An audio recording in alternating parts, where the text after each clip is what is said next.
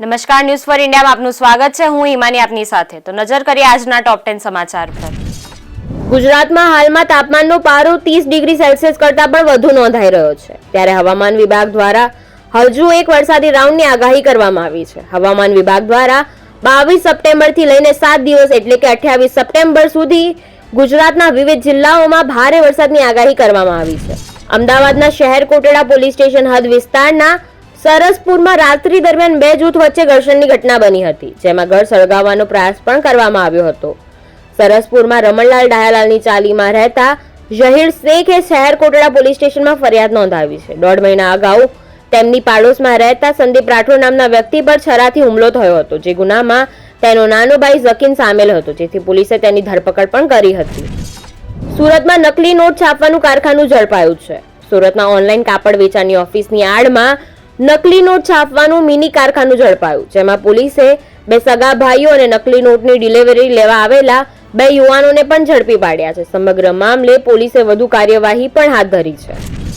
સરદારનગર ખાતેના કોતરપુર ખાતે કોર્પોરેશનના અધિકારીઓ અને સ્થાનિક રહેવાસીઓ વચ્ચે ઘર્ષણ થયું હતું. સ્થાનિક મહિલાઓએ આક્ષેપ કર્યો હતો કે કોર્પોરેશન અધિકારીઓએ છેડતી કરી હતી. કાર્યવાહી દરમિયાન અધિકારીઓએ બળપ્રયોગ પણ કર્યો. અમદાવાદ મ્યુનિસિપલ કોર્પોરેશનના અધિકારીઓ ડિમોલેશનની કાર્યવાહી કરવા પહોંચ્યા હતા. વડાપ્રધાન નરેન્દ્ર મોદી 3 દિવસીય અમેરિકાના પ્રવાસે છે. દરમિયાન તેમણે કુવૈતના ક્રાઉન પ્રિન્સ સાથે દ્વિપક્ષીય બેઠક પણ યોજી હતી. વડાપ્રધાન મોદીએ કુવૈતના ક્રાઉન પ્રિન્સ સાથેની મુલાકાત દરમિયાન થયેલી વાતચીતની માહિતી સોશિયલ મીડિયા પર આપી હતી. આમ આદમી પાર્ટીના સંયોજક અરવિંદ કેજરીવાલે દિલ્હીના જંતર મંતર ખાતે જાહેર સભા યોજી હતી. તેમણે 2011માં અન્ના આંદોલન અને પહેલીવાર ચૂંટણી જીતવાની ઘટનાનો ઉલ્લેખ પણ કર્યો હતો. કહ્યું, અમે પ્રામાણિકતાના આધારે પ્રથમ વખત સત્તામાં આવ્યા હતા. કર્ણાટકના મલ્લેશ્વરમમાંથી એક અરેરાટી ભર્યો કિસ્સો સામે આવ્યો છે. મળતી માહિતી મુજબ 26 વર્ષની એક મહિલાની નિર્દયતાથી હત્યા કરવામાં આવી છે. મહિલાના શરીરના અનેક ટુકડા પણ કરવામાં આવ્યા છે. મહિલાની હત્યા બાદ તેના દેહના ટુકડા મલ્લેશ્વરમ પાસે એક ઘરમાં ફ્રીજમાં રાખવામાં આવ્યા હતા. બેંગલુરુની યુવતીની ગાદકી હત્યા કરી હત્યારો ફરાર છે.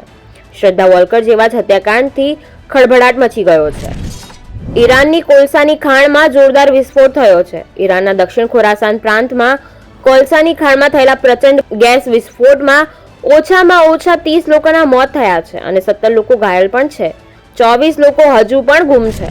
ભારતે હંગેરીની રાજધાની બુડાપેસ્ટમાં ચાલી રહેલા ચેસ ઓલિમ્પિયાડમાં ઓપન સેક્શનમાં ગોલ્ડ મેડલ જીતીને ઇતિહાસ રચ્યો છે. ભારતે સ્લોવેનિયા સામે નિર્ણાયક મુકાબલામાં જીત નોંધાવીને ગોલ્ડ મેડલ પર કબજો કર્યો. આ ભારતીય શતરંજ ઇતિહાસની એક મોટી સિદ્ધિ છે.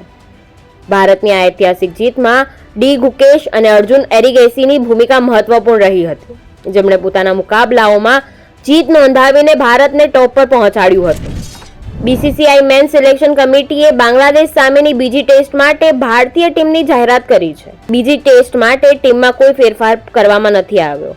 આ મેચ 27 સપ્ટેમ્બરથી કાનપુરમાં રમાશે. ભારતે પ્રથમ ટેસ્ટના ચોથા દિવસે બાંગ્લાદેશને હરાવીને 2 મેચની શ્રેણીમાં 1-0થી લીડ મેળવી છે.